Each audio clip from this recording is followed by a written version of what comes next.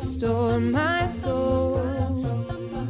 Now I'm made new because of you. Yeah, you hold my head up.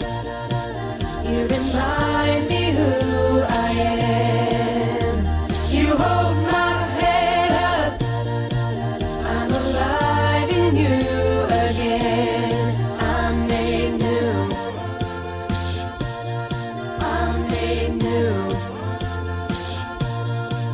You're making me stronger. You're healing my heart. With your hands you hold me in. You set me apart. Now I'm made new because of you. Yeah, you hold my head up. You remind me who I am. You hold my head up. I'm alive in you again. I'm made new. I'm made new.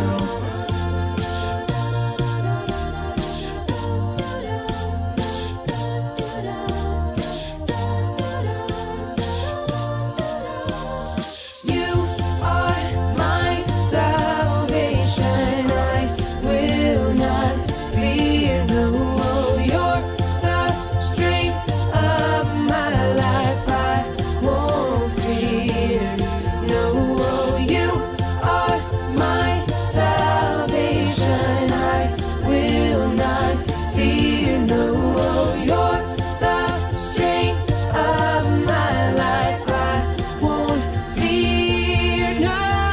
You hold my head up. Hold my head up. Remind me who I am. You hold my head up. Oh, in you. I'm made new. I'm made new. Whoa, yeah. You hold my head up. You hold my head up. You hold my head up. You hold my head up.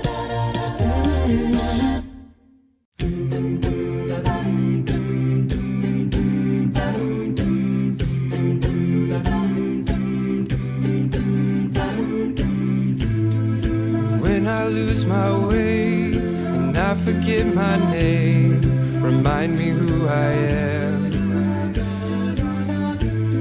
In the mirror all I see is who I don't wanna be. Remind me who I am. In the loneliest places, when I can't remember what grace is. Tell me once again who I am to you, who I am to you. Tell me lest I forget who I am to you, that I belong to you, to you.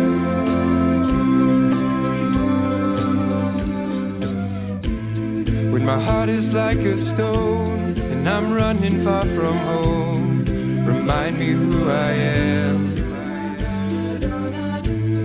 When I can't receive your love, afraid I'll never be enough, remind me who I am.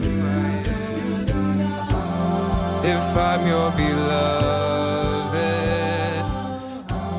can you help me believe it? Good evening, Lufkin Central and online worship community. My name is Jason Hollinger. I'm the preaching and community minister here. And we finished off our week last week talking about the gospel and the kingdom. And today we're going to begin our week before we finish out our series throughout the Bible. That we're going to start back up with that and kick that off on Thursday. We're going to look at Jude, and then Friday and Saturday night we're going to look at a two-part study on Revelation. But for these first couple of nights, I have some videos that I'd like to share with you that kind of really speak to where we've come. When we think about the gospel, and as tomorrow night we're going to look at, where we think about the word witness, what that means for us, words that we often use in our vocabulary as Christians, but maybe sometimes we're not exactly sure what they mean. And so I invite you to be blessed by this video tonight on gospel and tomorrow night on witness. But again, before we get those kicked off, let's spend a little bit of time in worship. You give life, you are love, you bring light to the darkness, you give hope, you restore every heart that is broken, and great are you, Lord. It's your breath in our lungs, so we pour out our praise, we pour out our praise. It's your breath in our lungs, so we pour out our praise to you only. You give life, you are love, you bring light to the darkness, you give hope, you restore every heart that is broken, and great are you, Lord.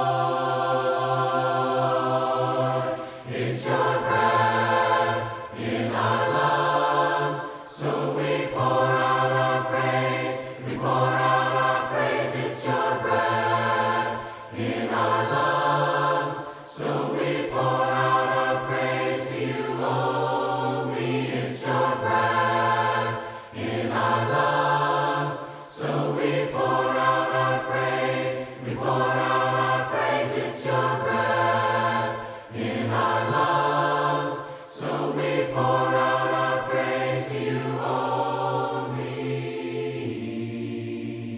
And all the earth will shout your praise, our hearts will cry, these bones will sing. Great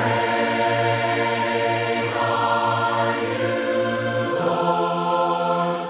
And all the earth will shout your praise, our hearts will cry, these bones will sing. Great are you, Lord.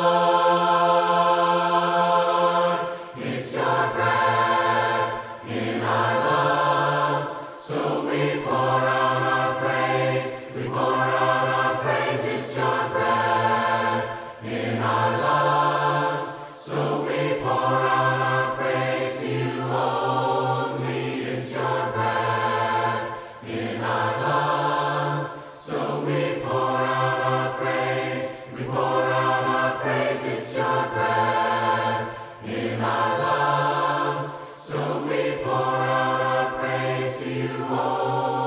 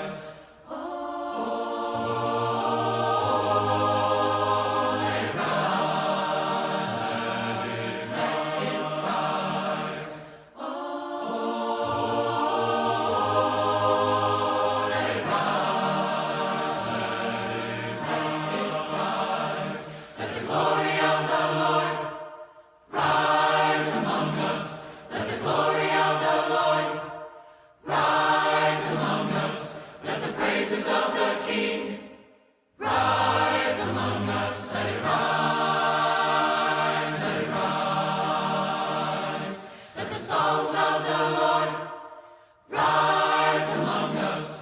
Let the songs of the Lord rise among us. Let the joy of the King rise among us. Let it rise, let it rise. Oh, let it rise, let it rise. Oh,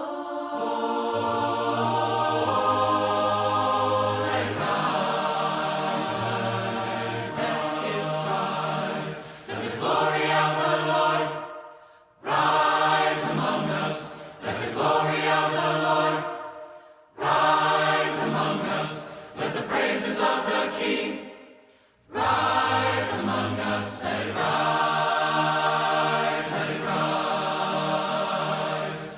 Oh,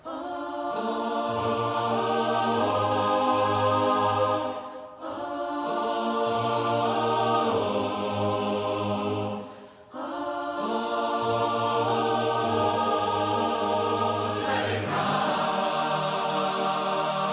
rise. If you know any Christians, or if you happen to be one, you've probably heard the word gospel as a kind of summary of Christian belief, connected to phrases like, God loves you, or Jesus died for your sins. But over time, religious words like gospel can lose their power and meaning by becoming too familiar. So, let's take a moment to rediscover what this important word, gospel, meant to the people who wrote the Bible. Gospel translates the Old Testament Hebrew verb, biser, and the noun, besorah. The Greek New Testament equivalent is euangelion, which is a compound word. Eu means good, and angelion means announcement. All of these words mean good news, but what kind of news? Well, in Hebrew, biser is what we might call national news, or a royal announcement. Like when King David hears a messenger biser that his army was victorious in battle, that means he still rules on his throne over the people of Israel. And after David dies, his throne is passed on to Solomon, his son. And when he was inaugurated as king in Jerusalem, a herald spreads the besorah, that a new ruler is in charge. But after Solomon's death came a bunch of bad news kings, whose corruption led their nation into self-destruction. This is why the prophet Isaiah announced the good news that one day the God of Israel would come as the cosmic king, to confront all corrupt and violent kingdoms and restore his rule over all nations. And so, when Jesus of Nazareth hit the public stage, he continued Isaiah's gospel when he went around announcing the euangelion of God's kingdom. Jesus claimed that God was restoring his reign over his people Israel and over all nations, and he was the one bringing it all about. Now, the euangelion about a new king in charge means a new way of life. Jesus said that living in God's kingdom meant following him by putting down the sword and seeking peace through radical forgiveness and generosity, even toward your enemies. His good news required people to make a decision. This is why Jesus took his euangelion to Jerusalem to confront the corrupt and violent kingdoms of his day. But he challenged them in a surprising way with the power of God's generous love. As Jesus was being executed by his enemies, he received his crown and was mocked as a fake king. But he displayed true royal authority by forgiving his tormentors. Jesus was the one in charge that day, giving his life for the sins of others. And then, a few days later, everything changed. Jesus rose from the dead as the true king, whose love is stronger than death. He appeared to hundreds of his followers and told them to spread the euangelion, that all authority in heaven and earth now belongs to him. And they did share this good news all over the ancient world. They did it by writing the 4 accounts of Jesus' life that are the gospel. That is, they tell the story of how Jesus brought God's kingdom, how he lived for others and died for their sins, and then was raised from the dead. Jesus' followers also shared the good news by simply talking about it. This is why Peter and Paul, or Priscilla and Aquila, traveled all around, sharing the royal announcement. While it might look like the rulers of our world are in charge and can do whatever they want, the good news is that the crucified and risen Jesus is the true Lord of the world, the real King of all creation. And in Jesus' kingdom, things are different. It's where the real leaders are the servants, because the last are first, and the first go to the back of the line. It's where the hungry are fed and the homeless are welcome, because love is the most powerful reality of God's kingdom. And this good news is not easy to believe. It actually sounds kind of crazy when you first hear it, but something happens when people tell the story of Jesus and start living like he really is the King of the world. That's when this gospel becomes the best news that you've ever heard. So again, when we think about how this word impacts our life as Christians, that yes, it is good news. It is defined as good news. It is news worth sharing. As we just talked about, is difficult sometimes to believe and sometimes to hear, but it is transforming news. And again, tomorrow night, as we jump into what it means to be a witness, it's really kind of that next step from hearing, after we hear that good news, and then what we choose to do with it. So pray that you can join us for that tomorrow night, 8 o'clock on Witness. But until then, have a great night. God bless.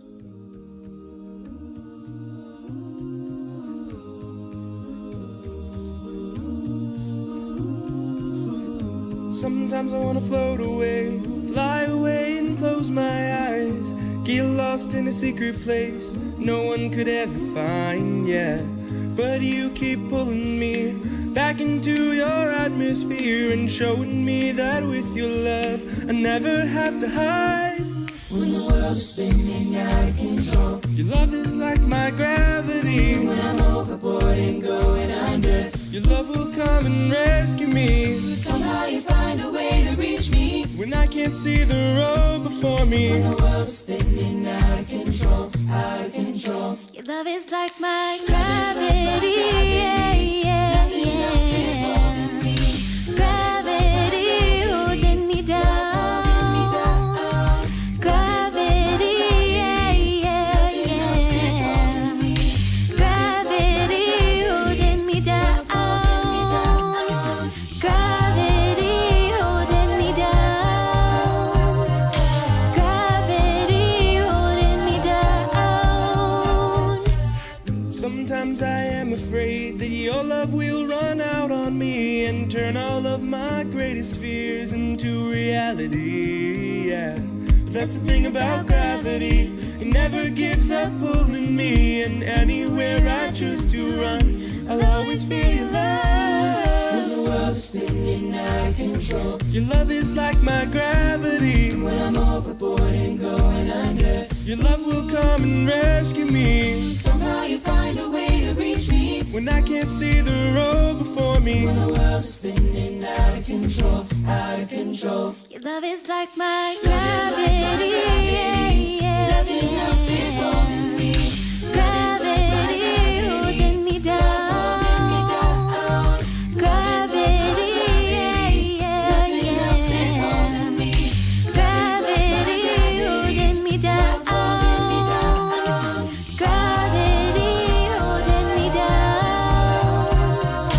Gravity holding me down. And even when the world gets colder, I know that you'll be right here by my side. 'Cause I know love's the center that holds everything together. And when the world is spinning out of control,